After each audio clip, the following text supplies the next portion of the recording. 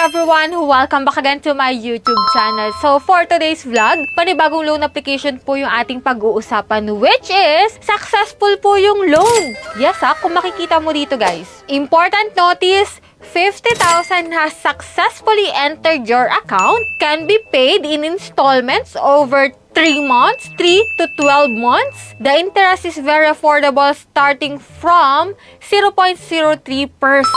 Diba? Successfully na pumasok na daw sa account ko yung 50,000. Pero syempre, hindi pa po ako nag-a-apply dyan. So, nakalagay lang to sa ads niya, guys. So, 50,000 po yung offer niya.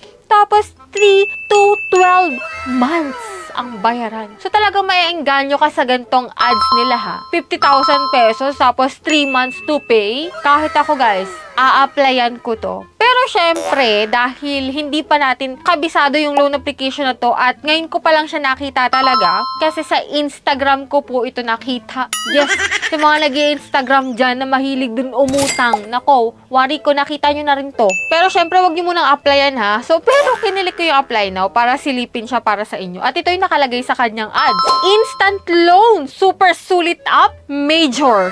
Sulit Cash po ang pangalan nito guys. So, kanilik ko yung apply now. So, dito, sabi dito, need money fast? Sulit Cash gives you instant loan straight to your e-wallet or bank. No paperwork, no long lines, just quick, easy cash when you need it most.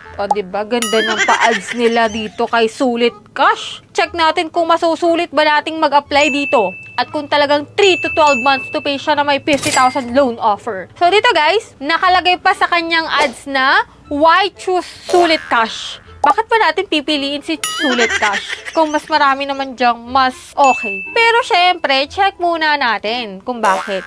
Sabi niya dito, fast approval daw tong si Sulit Cash. May low interest, super sulit rates, no hidden fees. Flexible repayment, payback on your terms, and 100% online. No need to leave home, apply anytime. So, check na natin guys. So, dito guys, kay Sulit Cash, syempre maglalagin ka using our active mobile number katulad ng ibang application dyan. Mag-send ang verification code, click natin yung login. Pero kung gusto mo pala sumali sa aking pa-weekly Gcash giveaway, nakalimutan kong sabihin, road to 100,000 subscriber na po tayo. So, every Monday po, namimili po ako ng 5 lucky winners na syempre nag-like at nag-comment sa aking mga videos. Kaya kung hindi ka pa nakasubscribe, ako i-click mo na yung subscribe button. At i-turn on mo na rin yung notification bell para updated ka sa mga videos ko at para mauna ka lagi na magko-comment at magla-like itong video na to.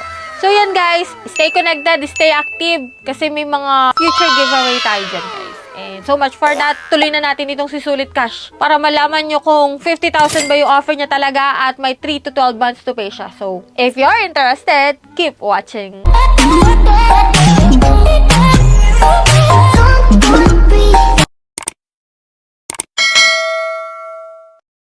Ayan ha, hindi tayo promoter or agent itong si Sulit Cash. So, bali guys, nakita ko lang to sa Instagram ko and yan, tinry ko siya para makita natin kung ano namang pakulo ang meron kay Sulit Cash. So, sabi nga niya kanina, meron siyang fast approval, may low interest rate, flexible repayment at 100% online. So, check natin guys kung totoo yung mga yun.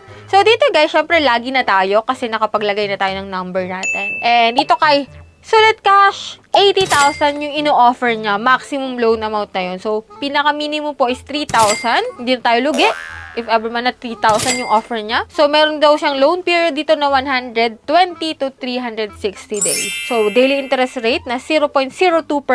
Mababa yun ha? To 0.05%. So, check natin. Hindi tayo agad-agad maniniwala sa mga ganitong ads. Siyempre, kaya nga natin siya sinisilip. So, dito guys, identity information yung una mong iti-take na first step, which is click to take photo, yan. Facial recognition ka, and then itong mga ID, pipicturean mo lang. So, wala ditong nakalagay na list ng mga ID. Magpicture ka lang ng ID na available sa'yo, and then yon. Next is basic information. Please tell us more about yourself. Yan, basic information lang naman to, guys, no? And then, kung saan ka nagtatrabaho, pwede dito, guys, is contract work, self-employed, students, or unemployed. Kung wala kang trabaho, pwede daw dito kay Sulit Cash, kasi unemployed.